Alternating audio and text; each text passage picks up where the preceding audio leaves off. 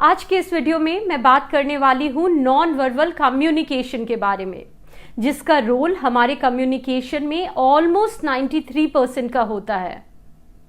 तो इस 93% में 38% हमारे टोन ऑफ वॉइस का रोल होता है और रेस्ट 55% रोल हमारे बॉडी लैंग्वेजेस का, आई कांटेक्ट का, आपके फेशियल एक्सप्रेशन, बॉडी जेस्चर, इन सारी चीज़ों का होता है। तो अगर नॉन वर्बल कम्युनिकेशन के इम्पॉर्टेंस की बात की जाए तो ये बहुत ही ज़्यादा इम्पॉर्टेंट है, क्योंकि जैसा कि हम आंकड़ों को देखकर समझ पा रहे हैं कि इसका रोल हमारे कम्युनिकेशन में 93% का है। मीन्स हमारी 93% कम्युनिकेशन इस पे डिपेंड करती है। तो हमें इस पे बहुत ज़्यादा काम करने की ज़रूरत होती है। साथ ही साथ कुछ और भी इम्पॉर्टेंस मैं यहाँ ऐड करना चाहूँगी। इस नॉन वर्बल कम्युनिकेशन की वजह से हमारी कम्युनिकेशन ज़्यादा इम्पैक्टफुल हो जाती है, क्योंकि जब हमारे वर्ड्स के साथ हमारी बॉडी लैंग्वेज, हमारे facial expression, eye contact, gestures, ये सारी चीज़ें ऐड हो जाती है तो वो कन्वर्सेशन काफ़ी इम्पैक्टफुल हो जाती है।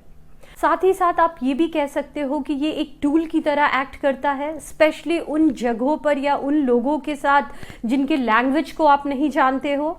फॉर एग्जाम्पल, आपको लैंग्वेज नहीं पता और आपको टाइम के बारे में पूछना है, तो हम इस एक्सप्रेशन से भी टाइम पूछ सकते हैं। आपको थैंक्स कहना हो तो इस सिंबल के थ्रू भी हम थैंक्स कह सकते हैं, जिसमें आप कुछ वर्ड्स यूज नहीं कर रहे, लेकिन इस जेस्चर के थ्रू ये मैसेज कन्वे हो रहा है कि आप थैंक्स कहना चाह रहे हो।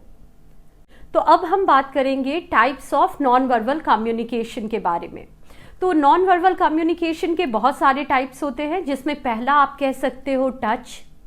तो एक प्रॉपर टच के थ्रू भी हम कम्युनिकेट कर सकते हैं। फॉर एग्जाम्पल, आपका कोई फ्रेंड है जो किसी वजह से बहुत सैड है और आपके साथ अपने प्रॉब्लम्स को डिस्कस कर रहा है। आप उसकी बातों को केयरफुली सुन रहे हो और लास्ट में आप उसके हाथों पर बस अपनी एक हाथ रख देते हो।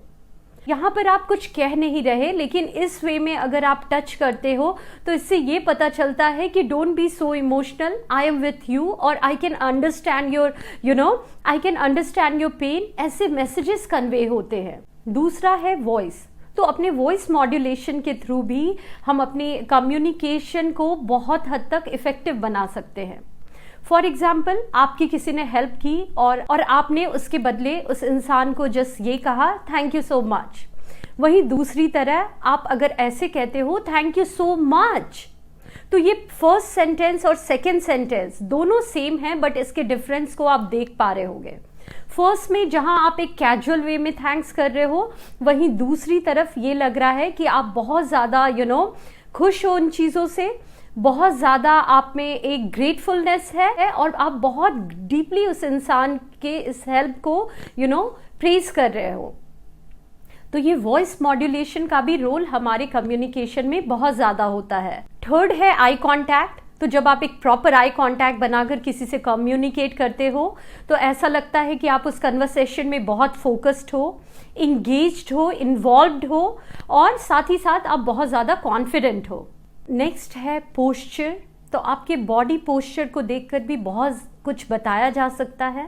फॉर एग्जाम्पल, दो इंसान हैं, एक की बॉडी पोस्चर बिल्कुल स्ट्रेट है, चिन स्ट्रेट है, आई कांटेक्ट प्रॉपर है, वहीं कोई दूसरा इंसान है जिसकी बॉडी झुकी हुई है, उसने आई कांटेक्ट नहीं बनाया है और परेशान है। इसे देखकर आप क्या समझोगे?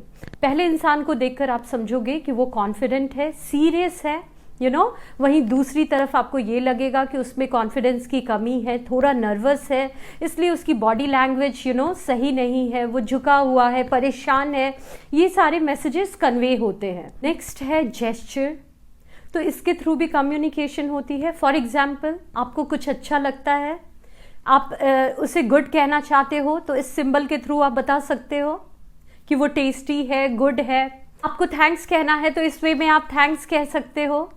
आपको कुछ अच्छा नहीं लगा तो इस वे में आप कह सकते हो। ये एक सिंबल होता है जिसके थ्रू हम कुछ बोल नहीं रहे, लेकिन इस सिंबल के थ्रू कम्युनिकेट कर रहे हैं। आपको कुछ पसंद है, उसके लिए आप ऐसे हार्ट बना सकते हो, दिल की साइन बना सकते हो या ऐसे कर सकते हो। इसके थ्रू ये पता चलता है कि आपको वो चीज़ें बहुत ज़्यादा पसंद है। नेक्स्ट है फेशियल एक्सप्रेशन। तो इसके थ्रू भी हम बहुत कुछ समझ सकते हैं। तो बहुत सारे एक्सप्रेशन होते हैं, जैसे happiness, sadness, fear, anger, surprised, disgust, जिसमें आप चीज़ों को से फुल्ली डिसअग्री करते हो, डिसलाइक करते हो, तो उसमें हमारे एक्सप्रेशन अलग हो जाते हैं।